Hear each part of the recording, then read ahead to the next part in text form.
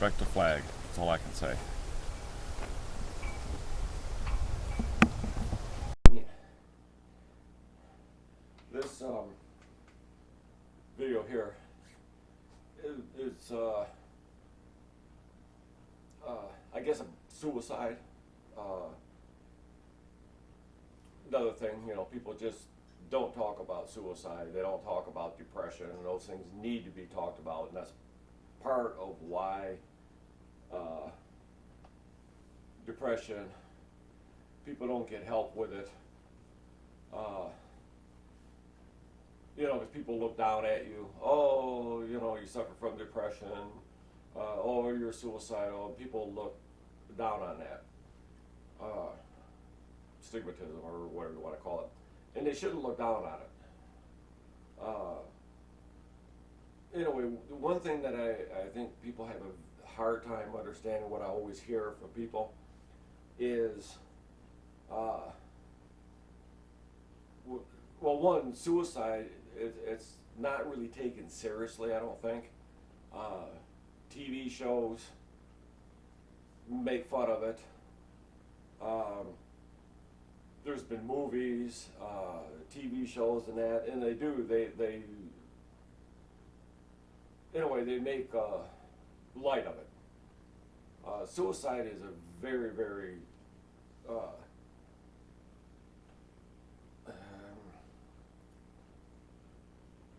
serious thing.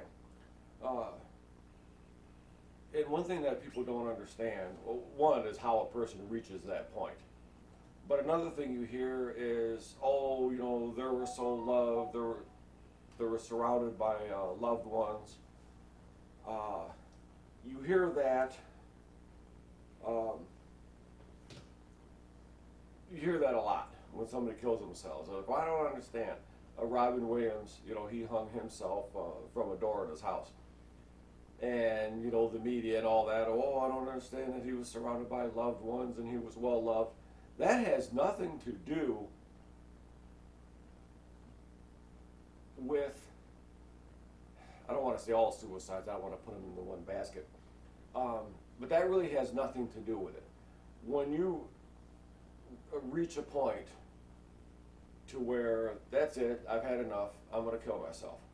When you reach that point, you're not sitting there thinking, oh, well, my wife or my kids, all my friends. You are not thinking about that. The only thing you're thinking about is, I want to end my life. There's various ways to get to that point. But people need to understand that when you feel, different people feel different ways when it comes to suicide. I've never felt worthless. A lot of people do. I don't think I ever really felt worthless because I have a life insurance policy, right? But, and I'm making light of it. But anyway,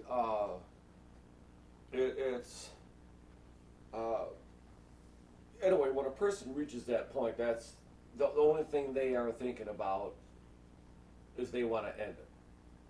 Whether it's pain, physical pain, emotional pain,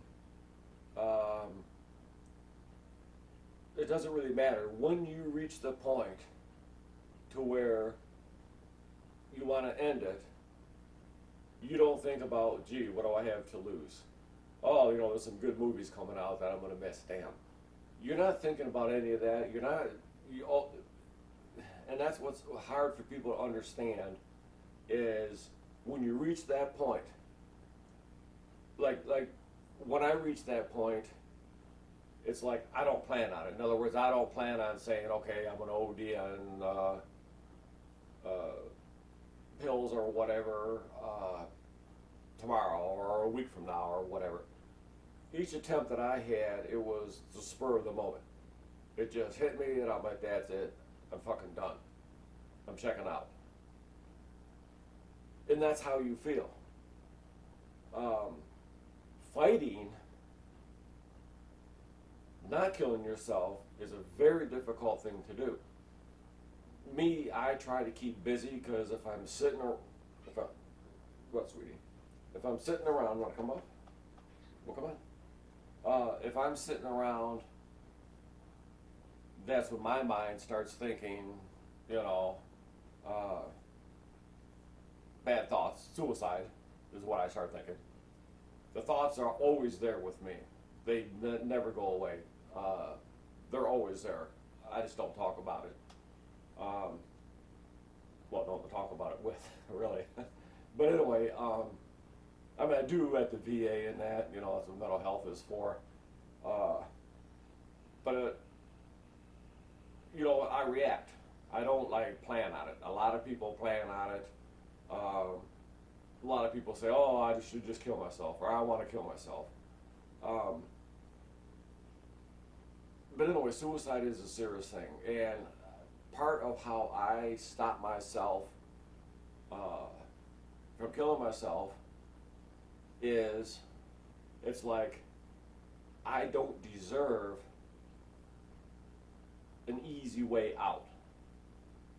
It's just the way I feel. It's like, okay, if I shoot myself in the head, which that's not how I would do it with a gun, but you shoot yourself in the head or in the chest or whatever, OD on pills. I try not to think about it, but it's always there in the back of my head. But I think, okay, I don't deserve a quick way out. So I don't really deserve to die, but I don't deserve to live. And I know to some people that makes no sense. At the VA in Saginaw, the supervisor there, she had to fill in while the person I was seeing was going on a seminar or classes or something. I honestly don't remember. She told me, but I don't remember what. And at the end of it all, she says, I really learned a lot from you. And because a lot of veterans, I don't think go into detail on how they want to kill themselves or why they feel that way, because a lot of times it's hard to talk about. A lot of mine stems from the military. So when you're talking about things in the military, it brings it up obviously to the surface, and then you start feeling more depressed, more anger, and suicidal. And you know, I think that the guys from World War II, World War I, Korea, and that, a lot of those guys dealt with it on their own. Like Steve used to tell me, he told me a few things, but one of the things he says, you know, he says, I've seen and did a lot of things that a 17-year-old has no business doing or seeing. But all those guys, you know, they came back from World War II. They went through life, they had kids, and, you know, so I don't know if they just dealt with things better and each generation gets more wussy and they can't deal with stuff. I'm not really sure.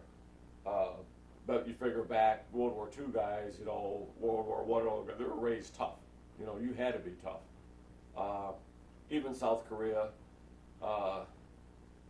Vietnam, I think people were starting to get less tough. I mean, you have tough people, don't take it the wrong way. And then the way they were treated when they came back, you can understand a lot of them committing suicide.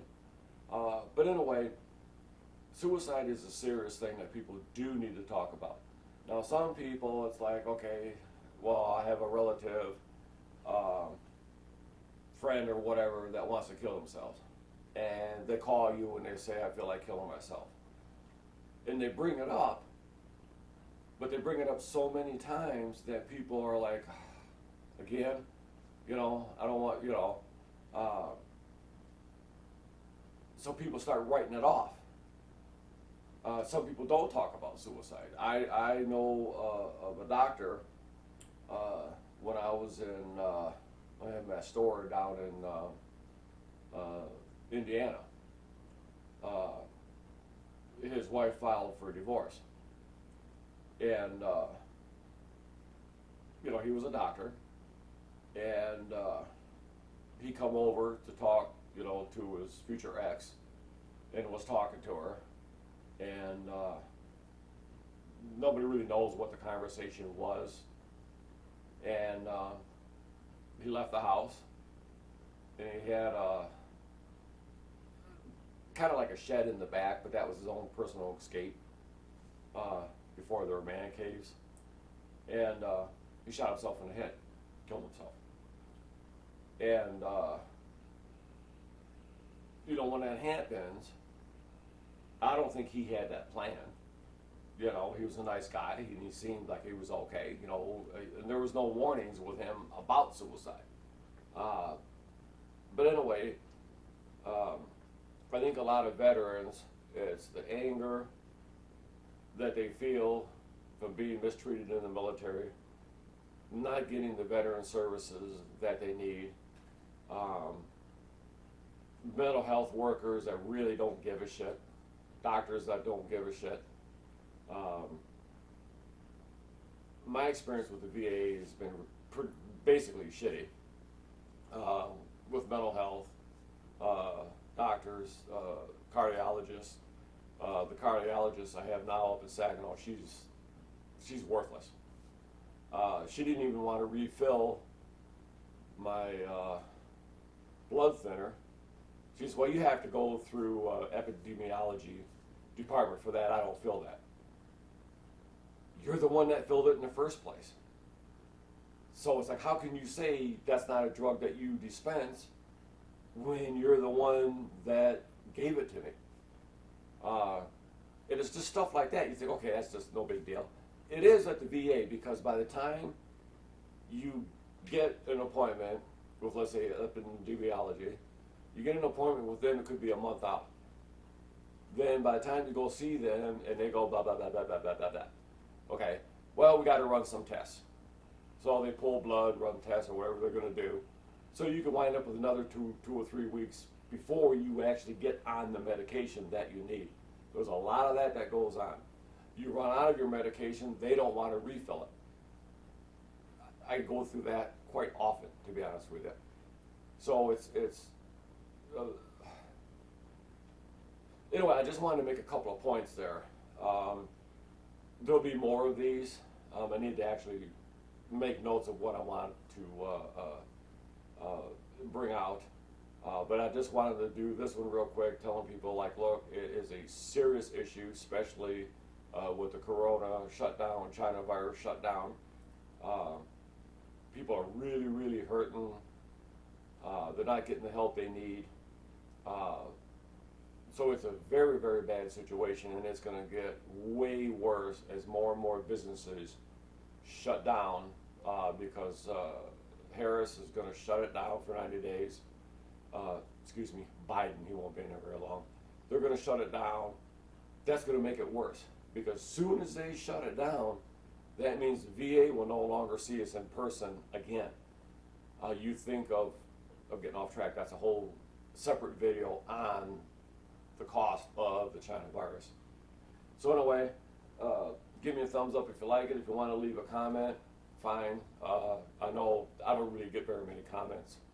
I don't know if because people just don't like the video, or they just don't want to leave comments. I do the same thing when I watch videos. Very rarely do I leave a comment, to be honest with you, but I always try to remember to hit the thumbs up. So if you, this goes out more for veterans. So like I said, I'm going to do a series of depression and suicide videos if they let me post them. I was uploading one, and for some reason it didn't upload. That was the first time that's ever happened. It said upload failed. That could have been my end, or it could have been YouTube. I don't know. So give me a thumbs up if you like it, and I will be making more of these, going into more thoughts on depression, more thoughts on suicide. A lot of it too is how different people deal with death, whether it's a family member, whether it's a relative, whether it's your parents, your grandparents. The one I was uploading, I was talking to someone at the end of it about death, and with Michael, and I had to cut it off because, I started to tear up again, right? So in a way, and when you're thinking about suicide, you don't really care what anybody's going to think. You're not sitting there saying, well, if I kill myself, this person or that person, how it's going to affect them. You just don't. You don't care. And that's what people need to get the point across, is when a person reaches the point to where they're going to kill themselves, and a lot of times it's accidental. I had a aunt that was suicidal, but she always knew when my uncle would be there, or she knew, well, I can call him. You got to remember, this is before cell phones and texting and all that. So she always knew that. So hers was to get attention because he was going to divorce her. And finally what happened is he wasn't where she thought he would be, so she actually ended up dying. It wasn't really deliberate, but there was no way to save her because she had her stomach pumped I don't know how many times. But in a way,